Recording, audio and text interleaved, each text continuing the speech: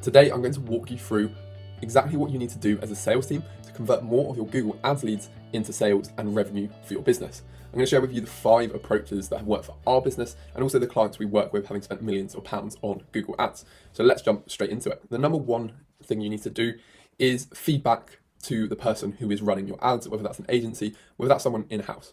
So let me give you an example. Say you're getting a lot of leads through, but they're not particularly qualified. Then one thing you can do is feedback to the team, and then what the team can do is they can add in more qualifying questions, for example, qualify people in the ad copy on the landing page. So that feedback is going to improve the system and increase the chance that the people coming through to you are actually qualified. They're likely to turn into sales for your business. Another example might be, which is quite a common one, is say you're getting a lot of leads, but they're potentially people you can't get hold of. The quality is not quite there. So in that scenario, again, it would go back to qualifying, but say on the form, if you've got a entry for your phone number, for the leads' phone numbers, then what we can do, and it's something we've done in the past, is say if the form isn't set up too clearly and we're getting different formats of numbers, then we can provide a little description below that field saying, please provide your accurate phone number. That will allow our team to get in touch. So just by giving your feedback, the person managing the ads can make tweaks to ensure that the leads coming through are going to be of a higher quality and you're going to be more likely to get through to them. So that's point number one. Point number two,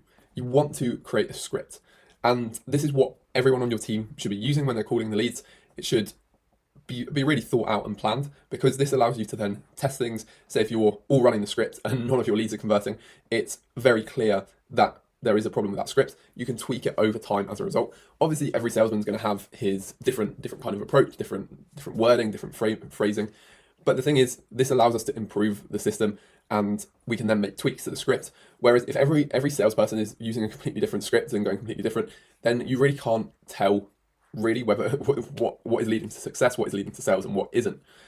Another option, if you're not wanting to create a script, is you could be recording your sales team's calls. There are various softwares to do that, and then you can really review what they're saying and work out what is going well with the calls that are closing and the problems with the calls that aren't closing. So that's number two. Number three, it's really important that you track your metrics. So you want to see how many of your leads you're able to speak to, how many you're getting through to but aren't qualified, how many are like hot prospects, so people that are really promising, they might be leading to a deal, and then how many people are actually converting. All these metrics are useful because it allows you to improve the system over time. You might get 100 leads one month and also 100 leads next month, but if in the first month you only speak to 50% of them, but you're speaking to 80% in the second month, that's a massive improvement in your actual Google Ads and the quality of leads that are coming through. So although it might look like there's no outward change, you need to be tracking these small metrics, and you need to have, if not already, a CRM where you're keeping track of what stage the leads are in, because it's just going to, after you've been running ads for a few months and you're getting leads through, it's going to get super chaotic. So you need to make sure you're tracking the metrics. It allows you to see where improvements are and give you good overview of your leads in one place, so you can easily follow up as well, which leads on to one of the later points. Number 4 is a massive one. So the speed to lead. Whenever anyone comes through, say a Google ad or a Facebook ad, let's say, really yes, these people are very high intent, they're sort of ready to buy, but they're also probably clicking on your competitors' ads, and they might be submitting 3 or 4 forms at a time. So they might end up simply going with the person who follows up quickest. Also, if you think about it, if you're waiting, let's say 2 days until you call your leads, they might have just completely forgotten. Often they click onto these ads and submit them quite quickly, and maybe if they just see that instant fit on the landing page, they submit the form without really thinking about it. So if you follow up with them as soon as possible, and also make sure you're double dialing. A lot of people have do not disturb on, so I do recommend to double dial to get through to them. So yeah, speed to lead is massive. Just the quicker you can call these leads, the better. And if it's at the moment taking you 4 hours to call your leads, if you cut that down to 2 hours, cut it down to 1 hour, cut it down to 30 minutes, at each of those stages, you will see an improvement in response rates and pickup rates. And we always kind of advise go for the call first, try and call people, as it's kind of the most personable, you're able to speak to them, build a connection. So that's what we advise. So speed to lead is massively important. And number 5, you want to make sure you're following up multiple times. So one of the first things we will set up as well is some automations where they're getting emails automatically. And again, this is kind of more systemized in terms of compared to if each of your sales team is sending out an email, and it's kind of different every time. Whereas if you send out something automatically, it's not only going to save you time, but also you're able to compare performance but if we're sending this message one week and we're sending this message the next week, what is the actual response to those emails like?